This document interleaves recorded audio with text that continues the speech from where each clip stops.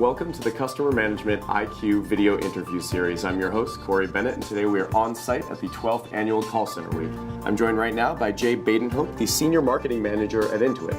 Jay just finished up his presentation this afternoon titled Oiling the Loudly Squeaking Wheel, How to Serve Customers in Social Media Channels Using Relevant Goals, Metrics, and Activities. Jay joins me right now to discuss that a bit. Thanks for coming on. Thank you, Corey. I wanted to start off, how do you differentiate the hype of social media from the real value of social media? Yeah, I think that's a great question. Yeah. So I think part of why social media is so interesting is because there's so much excitement around it. I mean, you hear Facebook hitting 700 million users. Yeah. That's a really big number, and so that's compelling. I think the way that I think about it is to just focus on, like any other part of a business, what are your goals? What are you trying to achieve? And what I talked about in the presentation today was thinking about how you connect, like again, any other part of the business, goals, metrics, and activities. I think that the different part and what's the challenge with social media and also the opportunity is that these are often different kinds of metrics than what we're used to. One thing we talk about within Intuit is rather than other forms of marketing where your call to action is, for instance, please buy, we talk about our call to action really being please share. Because then when we have someone sharing something that we've produced, then that becomes earned media. Then they're sharing it with people who trust them, and then rather than it coming across perhaps as much as a marketing piece, it's really much more, here's something useful that I'm sharing with you, and because you trust me, you're more likely to respond to that. So that's just one element of it. But again, I think it all comes back to how does it match your business goals, and it's going to be different for different organizations. In your opinion, what is the financial value of a share if someone actually does follow through with the share this? What is the financial value there? Yeah, so I think the value of the share, again, it just comes back to the earned media impression. So rather than buying, say, an ad on television, radio, a display ad, a search ad, it's really that this is media that you didn't buy. And so to be clear, social media is definitely not free or easy. I think there's a lot of misperceptions around that. It definitely requires a lot of investment and time. But you're not paying necessarily per click or per impression. And that way, if you do it really, really well, as you scale up, you can perhaps get even more and more people to share for you, creating hopefully positive word of mouth about what you're trying to accomplish. And then that feeds through into awareness and other things that you're trying to drive. Who should you trust for advice about social media?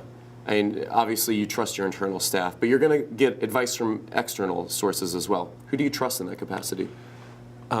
Interesting. So I think that you're going to know your organization best in terms of what your goals are, your resources are, what are the things, for instance, we talked about sharing before.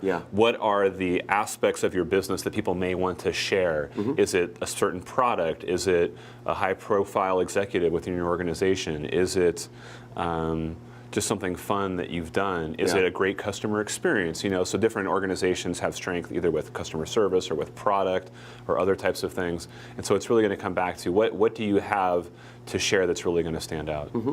So at Intuit, what is the breakdown or the balance, I guess, between more established channels of customer engagement and social media channels of customer engagement? And also, what should it be? So at Intuit, we have a number of forms of marketing, and we're a technology company, so we definitely market online. We also have more traditional forms of marketing like TV, print, and radio. I think in general, even beyond Intuit, one framing that I thought was a really useful way to think about it, I went to a presentation by folks at the Marketing Leadership Council, and they talked about a rule called the 70-20-10 rule, which I think is useful even beyond social media marketing. And their argument was, you're going to have different types of marketing activities, different investments, even maybe even beyond marketing, where you have some things that are tried and true, but maybe, and they represent the bulk of your success, the bulk of your results. The 70? The 70 does, but it's harder to grow, perhaps. So that's probably where you put most of your investment. Then you have the 20% of things that you see a lot of growth in, and you've been able to prove, but it's newer, so maybe that's where you put your 20% investment, and then 10% is perhaps where you're able to experiment. And so if things fail, that's okay as long as it's within your principles. It's more about this is where you want to learn and grow. And I think that innovative organizations are doing that and testing within that 10%. And I think that social media is definitely in between that 10 to 20% for us, among other things that we're doing. Sure. And one of the issues is knowing where to house a social media project. A lot of people aren't sure what department it should go into. So in your opinion, who should be making those budgeting decisions when it comes to social media engagement? Yeah, so I think that it just depends on the budgeting decisions made by the people who hold the purse strings in general. And I would say that another misperception is that social networks are only the responsibility of people in, say, a marketing function. Yeah, definitely. So if you manage, here we're at call center week, so if you manage a customer care experience, then, and if you want to make the case to invest more in social media, then ultimately, you're the one, either you're advocating to your management, or you as a manager are making a decision, like how much do you want to allocate to that. And again, I think that it's probably a place where you can start small and and learn. And I think if you're really, really new to it, it's fair to say, my initial goal is, I need to set up the principles, define what success looks like, define also what we're not going to do, and then within that space, just start to test and learn. Set up your initial goals, your initial metrics, and some of those things may be qualitative, and also sometimes your goals may be just to learn and then to build from there. Kind of a fact-finding Exactly. mission. I mean, especially if it's new. I would say, again, look past anything related to just shiny objects. You don't do it just to do it. Yeah. I was talking with someone during the break, and they said, well, I don't necessarily want my employees just surfing Facebook all day, and that's not at all what I would advocate either. It's just more, you may have, for instance, a small group of people who are showing an interest in this, even though you may not have the broader organizational buy-in.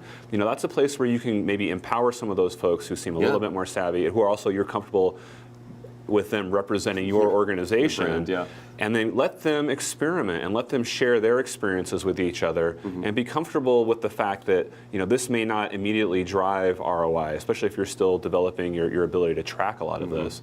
But give them a chance to test and experiment. Definitely helps with empowering staff as well. Yeah. So in your opinion, you talked about some channels aren't going to drive ROI right away. What are the most profitable, in your opinion, social media channels? Yeah, I would say that it really depends on what your goals are, again. I think different networks have different functions, different types of people there. Facebook is huge. It's got a lot of scale. Twitter has a lot of people who are very influential. It's also just a different dynamic. I find Twitter is great when you want to broadcast things and get people to very casually share. Facebook is perhaps a little bit different in that it's really great for getting people to engage, and you can have more back and forth designed for that. But there are many, many other networks that achieve different things. I mean, LinkedIn clearly had a huge success with their recent IPO.